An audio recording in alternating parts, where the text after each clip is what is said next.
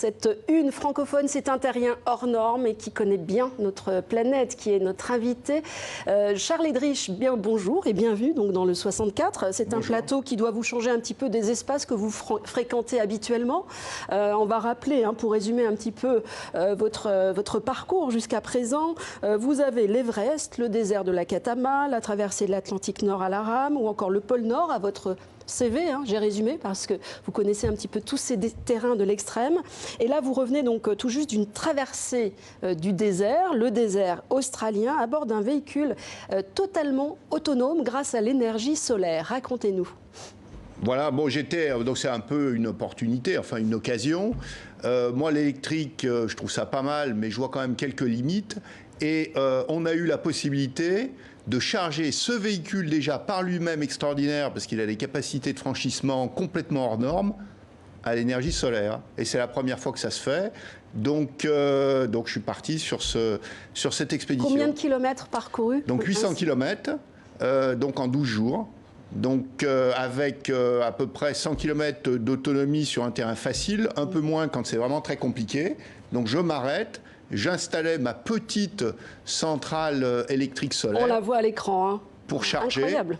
Et ça marche. C'est ça qui est super, c'est que ça marche super bien. Alors ça, c'est dans les temps qui courent, c'est plutôt une bonne nouvelle. Alors on pourrait imaginer ce système? Ah mais ça marche, je roule dans Paris avec ce véhicule. Et donc, pas besoin d'être en plein désert pour que ça fonctionne? Non, il faut un peu de soleil, mais même avec un soleil un petit peu nuageux, ça marche.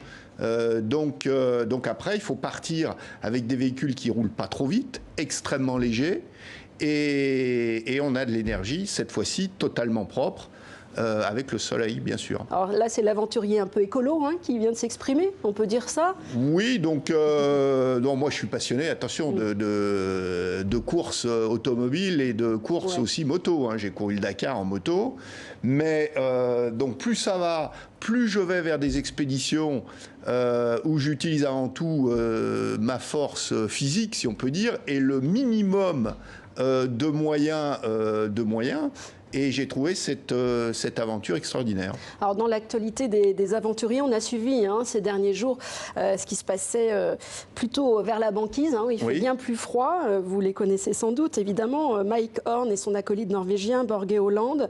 Ils ont eu des soucis de santé avec des gelures. Il faut dire qu'ils sont tombés plusieurs fois dans l'eau parce que la banquise la glace est plus faible. Est-ce que vous êtes senti aussi parfois dans vos aventures extrêmes, que ce soit en pleine Atlantique ou alors justement aussi au pôle Nord, à la limite, vous sentiez que vous risquiez votre vie? Alors, précisément en 2009, on réussit avec Arnaud Tortel la première traversée pôle Nord-Groenland. Et pendant une vingtaine de jours, on est confronté, grosso modo, à ce que Børge Ousland et Mike Horn rencontrent actuellement, une glace hyper fine, on tombe dans l'eau, et on ne voit pas comment on va arriver à rejoindre le Groenland. Donc c'est extrêmement compliqué. À un moment, on imagine un sous-marin, c'était le seul moyen pour aller nous sortir. Donc c'est effectivement des conditions épouvantables. Là, a priori, il semblerait qu'ils sont un peu moins mal qu'ils pouvaient être il y a quelques jours. Qu'est-ce qui pourrait vous arrêter? Alors, moi, si vous voulez, mais je pense que Mike Horn, on est un peu dans la même logique. Quand on part sur une expédition... On a l'intention d'aller jusqu'au bout. Mais surtout, on chie, parce qu'on nous dit vous êtes un peu tête brûlée, mais pas du tout, parce que si on est totalement sans crainte d'aucun risque, notre espérance de vie est très très réduite.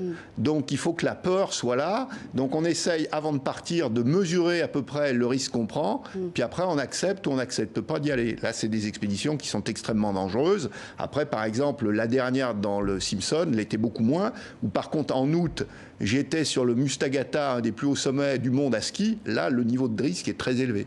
C'est très court, on vous aurait bien écouté encore plus longtemps. On vous retrouvera sur vos prochaines aventures. Merci Charles Edrich d'être venu. Merci beaucoup.